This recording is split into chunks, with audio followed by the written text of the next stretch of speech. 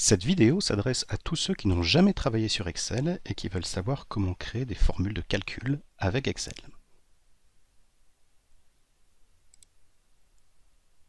Dans une feuille de calcul Excel, vous pouvez saisir dans une cellule toute forme de données, à savoir texte, nombre, date, lien hypertexte, etc. Donc, par exemple, facture,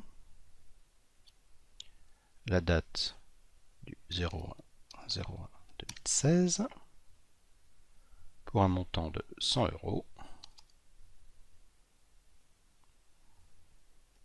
et une TVA 20%, comme ceci, et la facture étant envoyée à l'adresse mail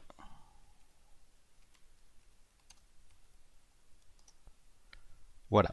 Donc, dans cet exemple, j'ai ajouté différents types de données, à savoir du texte, une date, des chiffres et un lien hypertexte. Alors déjà, vous pouvez voir que le lien hypertexte, automatiquement, Excel me l'a mis en forme, à savoir souligné. Il me suffit de cliquer dessus pour que je puisse envoyer un mail à l'adresse indiquée. Maintenant, regardons attentivement le texte et les nombres. Vous pouvez voir que automatiquement, le mot facture et TVA sont à gauche de la cellule. Un nombre, au contraire, se trouve à droite. Et ça, c'est très important parce que visuellement, vous pouvez tout de suite savoir si le contenu d'une cellule est du texte ou un nombre. Et ça, dans la suite, pour faire des calculs, c'est très important parce que vous ne pouvez additionner ensemble que des nombres. Donc, si un chiffre est automatiquement positionné à gauche d'une cellule, ça veut dire que pour Excel, c'est du texte et donc il ne pourra jamais faire partie prenante de vos calculs. Bien. Maintenant, Excel, comme vous le savez, c'est un tableur, mais c'est surtout un calculateur, c'est-à-dire que grâce à Excel, je vais pouvoir faire des calculs. Pour faire des calculs dans Excel, comment cela se passe? Tout simplement, il faut commencer par le signe égal.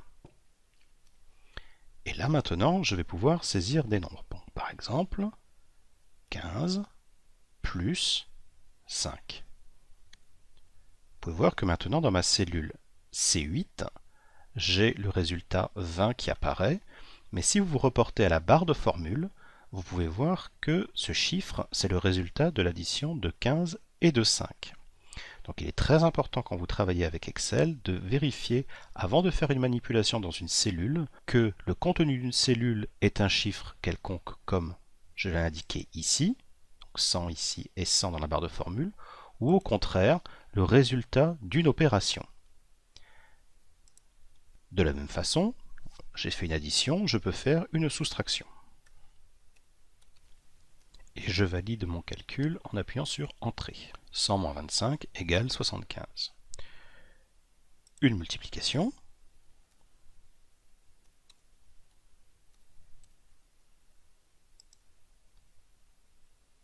Ou une division. À chaque fois en commençant par le signe égal. Là, pour le coup, j'ai volontairement fait un chiffre décimal et vous pouvez voir que les décimales s'étendent.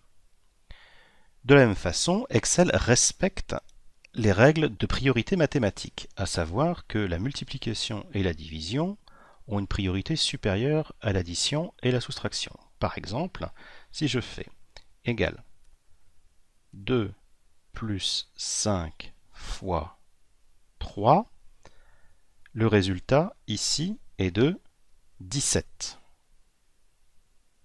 Si maintenant je fais égal 2 fois 5 plus 3, maintenant j'ai 13. Regardons attentivement les deux formules. Dans le premier exemple, j'ai 2 plus 5 fois 3.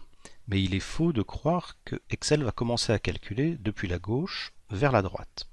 En effet, ici j'ai à la fois une addition et une multiplication. Donc pour Excel, il va commencer par faire la multiplication, à savoir 5 fois 3, 15, auquel il va rajouter 2, donc 17. Dans le cas suivant, j'ai d'abord une multiplication, à savoir 2 fois 5, donc c'est le calcul qui va être réalisé en premier par Excel, donc 10, auquel va être rajouté 3, d'où 13.